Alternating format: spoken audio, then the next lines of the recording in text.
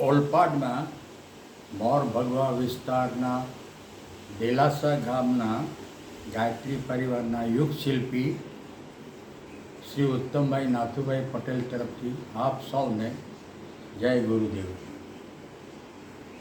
સાથીઓ, ગોસ્વામી તુલસીદાસજીએ રામચરિત માનસ રામાયણમાં એક ચોપાઈ લખેલી છે, હોહીએ સોઈ જો રામ રચી રાખા, જો જસ કરહી તસ ફલ ચાખા. એ ચોપાઈને મેં પોતાના તરફથી બીજી રીતે બનાવેલું છે કે કર્મ પ્રધાન વિશ્વ કરી રાખા, જો જસ કરહી તસ ફલ ચાખા. ભાઈઓ બહેનો, આપણને આ ધરતી પર ભગવાને મનુષ્ય રૂપમાં જન્મ આપ્યો છે. 84 લાખ યોનિમાં સર્વશ્રેષ્ઠ યોનિ મનુષ્ય યોનિ. કર્મ કરવા માટે, કર્મ પ્રધાન. આ વિશ્વ આપણું કર્મ પ્રધાન છે. કર્મ કરવું, જીવનમાં કર્મ કરવાનું છે. બીજી કોઈ યોનિ કર્મ નથી કરતી. એ ચાહે કૂતરા, બલાડા, ગધેડા, ડુક્કર, પશુ, પક્ષી, કીડા મકોડા જે બી યોનિના છે, એ લોકોનું એક જ કામ પેટ અને પ્રજનન.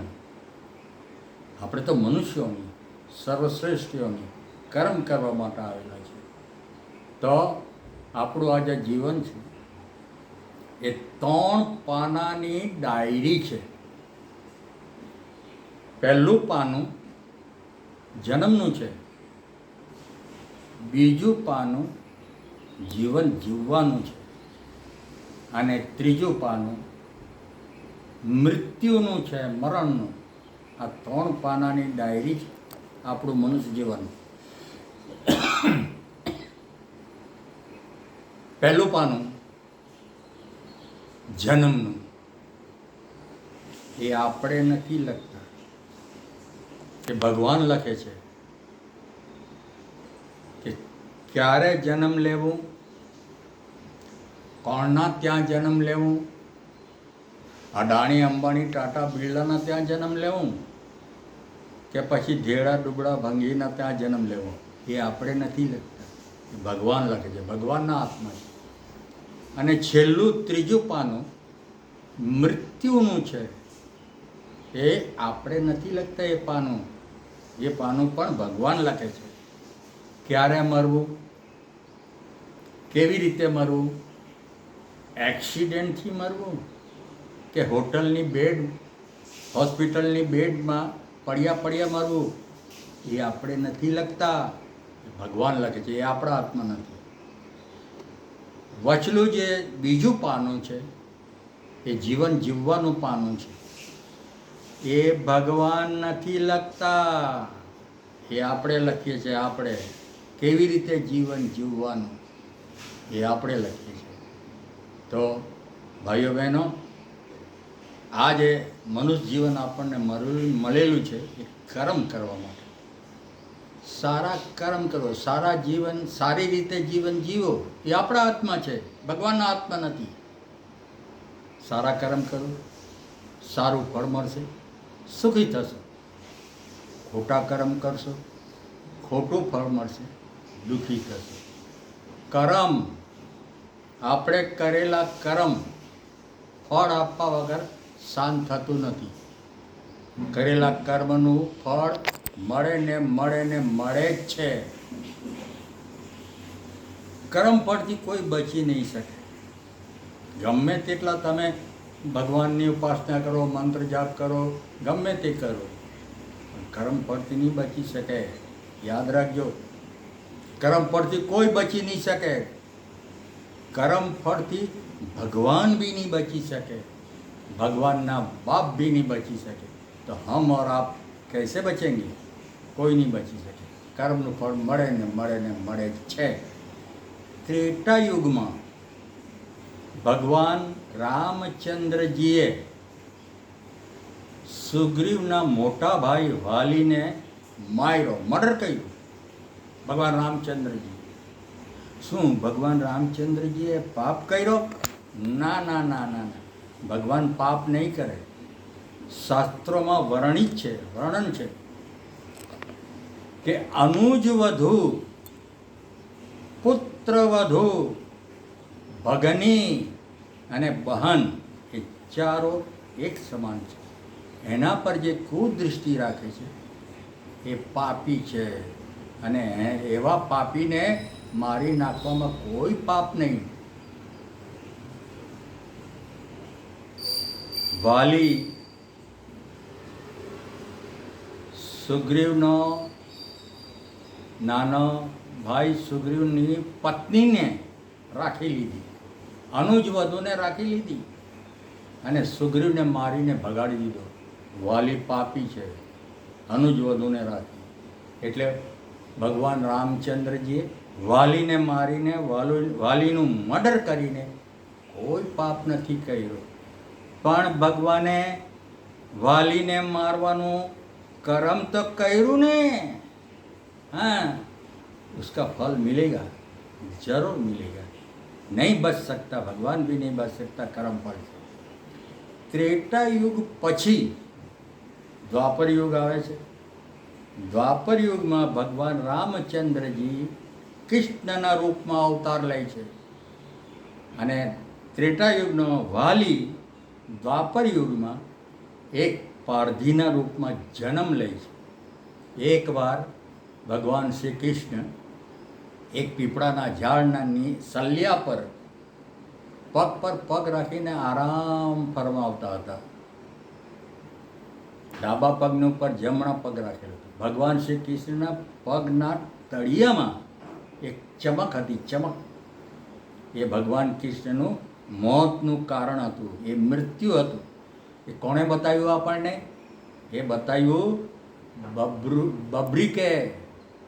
બબ્રુવાહન, જેને આપણે બળિયા દેવ કહીએ છીએ. એણે આપણને બતાવ્યું કે ભગવાન કૃષ્ણનું મૃત્યુ પગના તળિયાના ચમકમાં છે. એ બબ્રુવાહનની જો આપણે વાત કરવા જઈએ તો ઘણો સમય લાગી જાય, પણ બબ્રિકે જ આપણને બતાવ્યું કે ભગવાન શ્રી કૃષ્ણનું મોત તળિયામાં છે. તો ભગવાન જ્યારે પીપળાના ઝાડ પર પગ રાખી બેસીને આરામ કરતા હતા, તો ઘણી દૂરથી, કઈ જોજન દૂરથી પેલા પારધીએ, વાલીના રૂપમાં જે જન્મ લીધેલો એ પારધીએ જોયું કે કંઈ ચમકતું છે. ચમક છે ને એ ગમે તેટલી દૂર હોય, અંધારું હોય, બીજું કંઈ દેખાય નહીં આપણથી, પણ ચમક દેખાય. તો પેલા પારધીએ જોયું કે કંઈ ચમકતું છે. જરૂર આ હરણની આંખ છે. એણે ત્યાંથી તીર છોડ્યું. તીર સનન કરતું ભગવાન શ્રી કૃષ્ણના જમણા પગના પેલા ચમકમાં જઈને લાગ્યું. ચમકમાં લાગવાથી ચમક ઓછી થઈ ગઈ. તો પારધીએ વિચાર કર્યો કે એકદમ નિશાને પર લાગેલું છે. પારધી ત્યાંથી દોડીને આવ્યો, આવીને જોવે છે, અરે પ્રભુ, હે પ્રભુ, આપ, મારા તીર આપને વાગ્યું?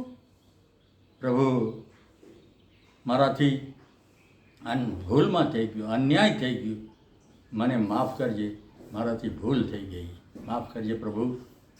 ભગવાન, મારાથી ભૂલ થઈ ગઈ. તો ભગવાન કૃષ્ણ કહે છે, તારાથી કોઈ ભૂલ નથી થઈ, આ તો મારું કર્મફળ છે. ત્રેતા યુગમાં મેં તને મારેલો, આ યુગમાં તે મને માર્યો. કર્મફલથી भगवान भी नहीं बची सका, तो हम और आप कैसे बचेंगे? भगवान ना बाप भी नहीं बची सके. भगवान ना पिता राजा दशरथ मृगिया रमवा, शिकार रमवा रथમાં બેસીને વનમાં ગયા. રાજા દશરથની ખાસિયત હતી કે શિકારી દેખાય કે ન દેખાય, પરંતુ આવાજ જ્યાંથી આવતો હોય તે આવાજની દિશામાં બાણ છોડે તો નિશાને પર જઈને લાગે. રાજા દશરથની અંદર શબ્દ ભેદી બાણ મારવાની કળા હતી. એ જ વનમાં કોઈ આંધળા મા બાપનો એકલવતો પુત્ર પોતાના આંધળા મા બાપને કાવડમાં બેસાડીને તીરથ કરવા માટે એ જંગલથી ગુજરતો હતો.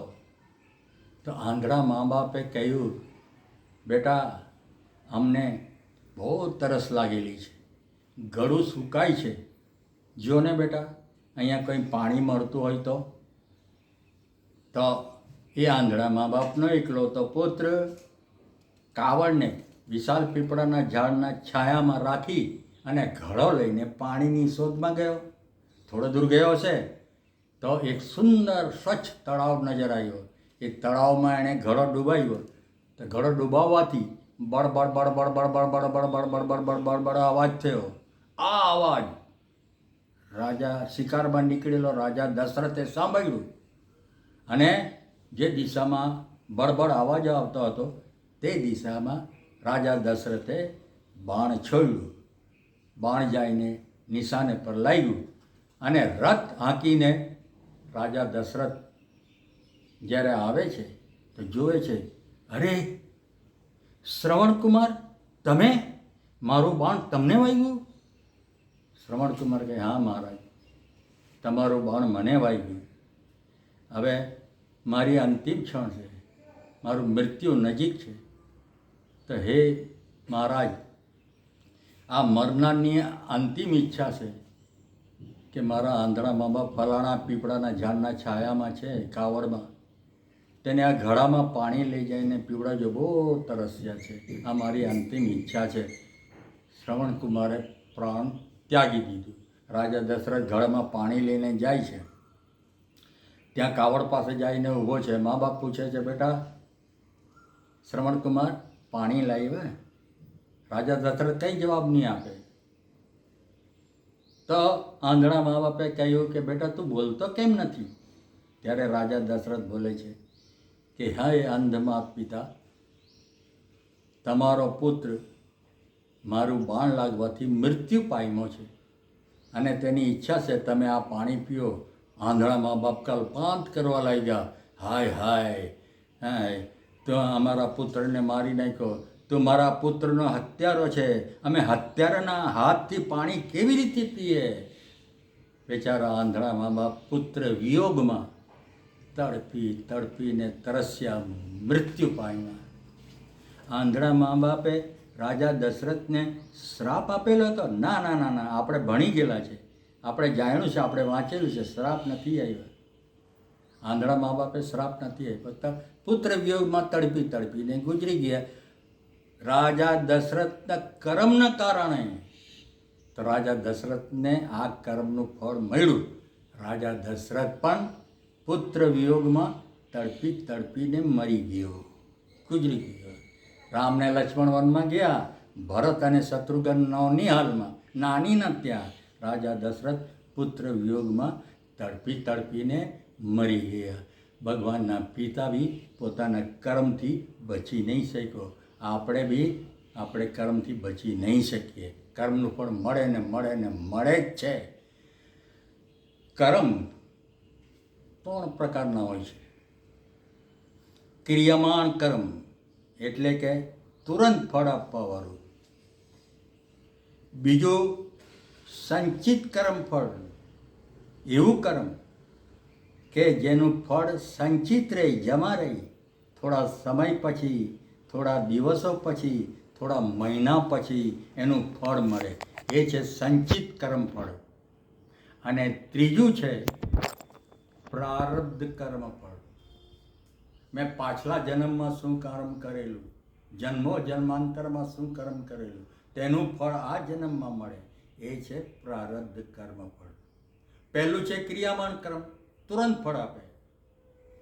હું 8:15 ચૂલામાં હાથ નાખવાનું કર્મ કરું તો શું હું સાંજના 6:20 દાજવાનો? ના ના ના ના, તુરંત દાજવાનો. મેં ચૂલામાં હાથ નાખવાનું કર્મ કર્યું, એનું ફળ મને તુરંત મળ્યું, એ છે ક્રિયામાન કર્મ. હું કોઈને ગાળ દીધી, મને એક ઝાપડ ચોંટી દીધી, આ છે ક્રિયામાન કર્મ. ગાળ દેવાનું કર્મ કર્યું, તેનું ફળ મને ચાંટાના રૂપમાં મળ્યું, તુરંત મળ્યું, આ છે ક્રિયામાન કર્મ. સંચિત કર્મ. સંચિત કર્મ આપણે જે કર્મ કરીએ છીએ તેનું ફળ જમા રહે છે. થોડા સમય પછી, થોડા દિવસો પછી, થોડા મહિના પછી મળે છે. હું સોમવારે ટામેટાનું છોડ રોપવાનું કર્મ કરું તો શું મંગળવારે ટામેટું લાગવાનું? ના ના ના.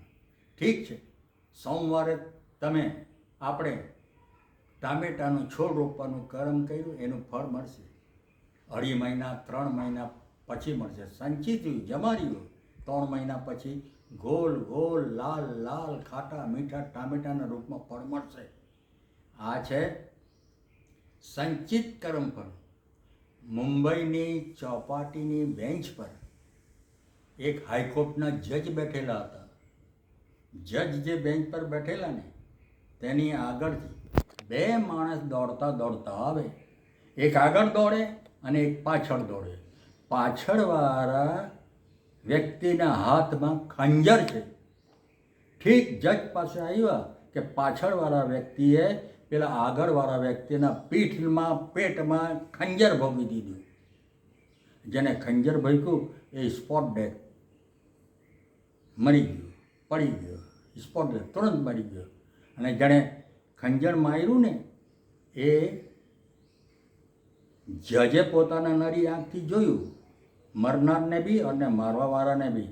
પણ મારવાવાળો 9 દો 11 થઈ ગયો, રફુચક્કર થઈ ગયો, ભાગી ગયો. 2 કલાક પછી મુંબઈની પોલીસ આવી અને લાશને પોસ્ટમોર્ટમમાં લઈ ગયા.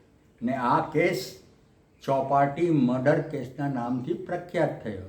અને એ કેસ ફોજદારી કેસ અદાલતમાં ગયો. પેલા જજના અદાલતમાં જ ગયો, જે જજ ચોપાટીની બેન્ચ પર બેઠેલો હતો. જજ પોતાના કેબિનમાંથી ન્યાયની ખુરશી પાસે આવ્યો. બધા ઊભા થઈ ગયા સન્માનમાં. જજ ખુરશી પર બેઠા, બધા બેસી ગયા. જજે ચારો તરફ નજર દોડાવી ને કટઘરામાં જોયું. કટઘરામાં જોયું તો અરે ચોપાટી મર્ડર કેસ ને આ કટઘરામાં જે માણસ છે એણે તો મર્ડર કર્યું નથી ચોપાટીનું, આ તો કોઈ બીજો માણસ છે. પરંતુ વકીલ લોકોએ એવી બહસ કરી, એવા સાક્ષ્ય પ્રસ્તુત કર્યા કે જે કટઘરામાં છે એ દોષી સાબિત થઈ ગયો. અરે જ્યારે દોષી સાબિત થઈ ગયો તો જજને લખવું પડે સજા, ફાંસીની સજા. જજ વિચારમાં પડી ગયો, અરે હે ભગવાન, મેં કોણને ફાંસીની સજા લખી રહ્યો છું? આ તો તે વ્યક્તિ નથી, મેં તો પોતાની નરી આંખથી જોયેલો છે. આ તો કોઈ બીજા જ વ્યક્તિ છે. પણ જ્યારે વકીલોએ સાબિત કરી દીધું તો જજને લખવું પડે છે. જજે લખ્યું ફાંસીની સજા અને પોતાની કલમ ટેબલ પર મારીને તોડી નાખી અને ઊભો થયો જજ. અને સિપાહીઓને કહ્યું કે જે કટઘરામાં માણસ છે એને મારા કેબિનમાં લઈ આવો. સિપાહી લોકો એ કટઘરાવાળાને જજના કેબિનમાં લઈ ગયા. કેબિનમાં જતાની સાથે જ પેલા વ્યક્તિએ કહ્યું કે જજ સાહેબ, આ ચોપાટીનું ખૂન મેં નથી કર્યું, હું નિર્દોષ છું, મેં નથી કર્યું. જજ કે હું જાણું છું, પણ તને તો ફાંસીની સજા મળી ગઈ, કાલે તને ફાંસી થવાની. હવે જ્યારે કાલે તને ફાંસી થવાની છે તો તું સાચું સાચું બોલ કે તું જીવનમાં શું કર્યું? તો પેલો કટઘરાવાળો વ્યક્તિ કહે, જજ સાહેબ, આ ચોપાટીવાળું મર્ડર મેં નથી કર્યું, પણ તે પહેલાં મેં 3 ખૂન કરી ચૂક્યો છું. કાવા દાવા કરીને, રૂપિયા ખર્ચ કરીને નિર્દોષ સાબિત થઈ ગયો છું. પર જજને હૃદયમાં સાંત્વના થઈ. આહા, ભગવાન કે ઘર મેં દેર હૈ અંધેર નહીં હૈ. આણે પહેલાં 3 ખૂન કરેલા, ગમે તે રીતે બચી ગયો, પણ ભગવાનના કાનૂનના મુતાબિક નહીં બચી શક્યો. આજે એને ફાંસીની સજા મળી. જજને ભગવાન પર વિશ્વાસ લાગી ગયો કે ભગવાન આપકે ઘર મેં દેર હૈ અંધેર નહીં હૈ. આ છે સંચિત કર્મ ફળ, જમા રહેલું, પાછળથી મળ્યું, મહિનો પછી મળ્યું. ત્રીજું કર્મ છે પ્રારબ્ધ કર્મ ફળ, જન્મો જન્માંતરનું કર્મ ફળ. पिछला जन्म में मैं शू करेलू तेનું ફળ આ જન્મમાં મળે. એ છે પ્રારબ્ધ કર્મ ફળ. વિચાર કરજો ભાઈઓ બહેનો, મહાભારતમાં ભીષ્મ પિતાના શરીર બાણોથી કોચાઈ ગયું, આખા શરીરમાં બાણ. હવે ભીષ્મ પિતામાં આ જીવનમાં કયું એવું કર્મ કરેલું કે એનું આખું શરીર બાણથી કોચાઈ ગયું? એનું પાછલા જન્મ જોવો તો પાછલા જન્મ જોવા લાગ્યા, પાના પલટવા લાગ્યા. 5મો જન્મ, 10મો જન્મ, 15મો જન્મ, 50મો જન્મ, 60મો જન્મ, 70મો જન્મ, પછી એક પાનું પલટી કર્યું, 71મા જન્મ. 71 જન્મમાં આ ભીષ્મ પિતામહે એક ઝાડ પર ઈયળ ચાલતો હતો. ઈયળ ચાલતો હતો, તેને કાંટા ગોપેલા. કાંટા, બહુ મજા આવતી હતી એને કાંટા ગોપવામાં. એનું ફળ ભીષ્મ પિતામહને 71 જન્મ પછી મળ્યું. આ છે પ્રારબ્ધ કર્મ ફળ. મિત્રો, કર્મ કેવી રીતે આપણે તો બધા જ ઈચ્છીએ છીએ કે આપણાથી સારા સારા કર્મો થાય તાકી સારું ફળ આપણને મળે અને આપણે સુખી થઈએ. તો આ આપણથી ખોટા કર્મ થાય, સારા કર્મ થાય. આ કર્મ શેનાથી પ્રેરિત થઈને થાય છે? તો ભાઈઓ બહેનો, કર્મ વિચારથી પ્રેરિત થાય છે. વિચાર 2 પ્રકારના હોય છે, સદવિચાર અને દુર્વિચાર. આપણી અંદર જો સદવિચાર આવે તો સત્કર્મ થાય, તો સારું ફળ મળે, સુખી થઈએ. આપણી અંદર જો દુર્વિચાર આવે તો દુષ્કર્મ થાય, તેનું ખરાબ ફળ મળે ને આપણે દુઃખી થઈએ. તો હવે આ વિચાર શેનાથી પ્રેરિત થત? તો વિચાર પ્રેરિત થાય છે બુદ્ધિથી. બુદ્ધિ પણ 2 પ્રકારની હોય છે, દુર્બુદ્ધિ અને સદબુદ્ધિ. આપણી અંદર જો સદબુદ્ધિ હોય તો આપણી અંદર સદવિચાર આવે. સદવિચાર આવવાથી સત્કર્મ થાય, સત્કર્મનું સારું ફળ મળે ને આપણે સુખી થઈએ. આપણી અંદર જો દુર્બુદ્ધિ હોય તો દુર્બુદ્ધિથી દુર્વિચાર આવે અને દુર્વિચારથી પ્રેરિત થઈને આપણે દુષ્કર્મ કરીએ અને તેનું ફળ આપણને દુઃખના રૂપમાં મળે. તો આપણને બધાને, માનવને હંમેશા સદબુદ્ધિ મળતી હોય તો કેટલું સરસ. સદબુદ્ધિ મળે છે. સદબુદ્ધિ મળે છે. ગાયત્રી મંત્રના જપ કરવાથી સદબુદ્ધિ મળે છે. ગાયત્રી મંત્ર જપ કરવાથી માતા ગાયત્રી છત તોડીને સોનાના સિક્કા વરસાવશે એવા આપણા ગુરુએ એવું માર્ગદર્શન યા એવું શિક્ષણ આપ્યું નથી. પરંતુ પરમ પૂજ્ય ગુરુદેવે કહ્યું છે કે ગાયત્રી મંત્રના જપ કરવાથી સદબુદ્ધિ મળે છે. ગાયત્રી મંત્ર સદબુદ્ધિનો મંત્ર છે. એ ગાયત્રી મંત્ર બધા જ કરી શકે. બ્રાહ્મણ, ક્ષત્રિય, ઢેડા, દુબળા, ભંગ્યા, સ્ત્રી, પુરુષ, નાના મોટા બધા જ કરી શકે. હિન્દુ, મુસલમાન, શીખ, ઈસાઈ બધા જ કરી શકે. કારણ કે એમાં કોઈ ભગવાનનું વર્ણન નથી. એમાં એક જ ભગવાનનું વર્ણન છે, સૂર્ય ભગવાન. સૂર્ય સવિતુર વરેણ્યમ. અને સૂર્ય ભગવાન છત્રીના, વૈશ્યના બી લાભદાયક છે, તો ઢેડા, ભાંગણી, દુબળા માટે બી લાભદાયક છે. સૂર્ય ભગવાન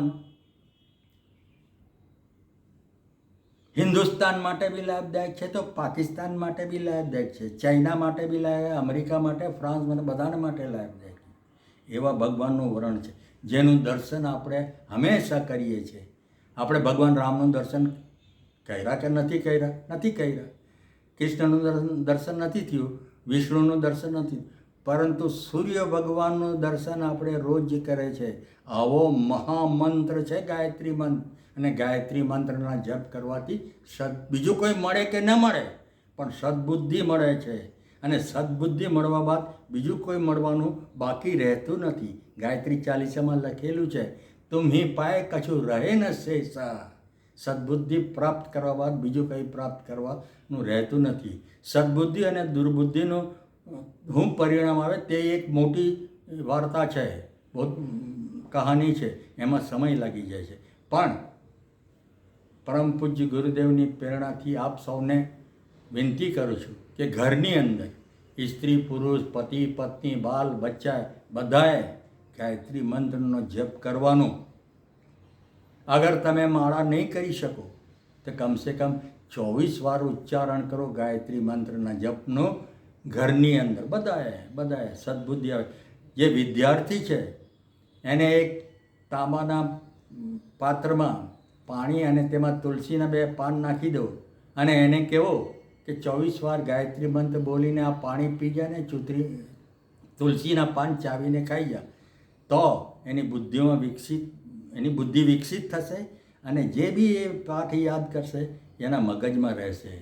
એટલે ગાયત્રી મંત્રનો જપ બધાએ કરવાનો છે. આત્મીય પરિજનો, મેં સમય લીધો.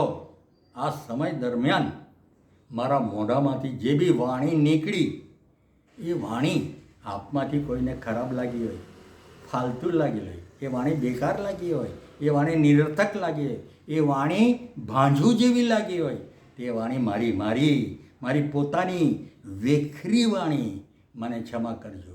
અને આ સમય દરમિયાન જો મારા મોઢાથી જે વાણી નીકળી એમાં કંઈ તથ્ય છે, એમાં કંઈ સત્ય છે, એ વાણી જાણવા જેવી છે, એ વાણી માનવા જેવી છે, તે વાણી મારી નહીં. ના, એ વાણી મારી નહીં. એ વાણી આપણા સમર્થ ગુરુ વેદ મૂર્તિ તપોનિષ્ઠ યુગ ઋષિ યુગ દૃષ્ટા પંડિત શ્રી રામ શર્મા આચાર્યની પરા વાણી હતી.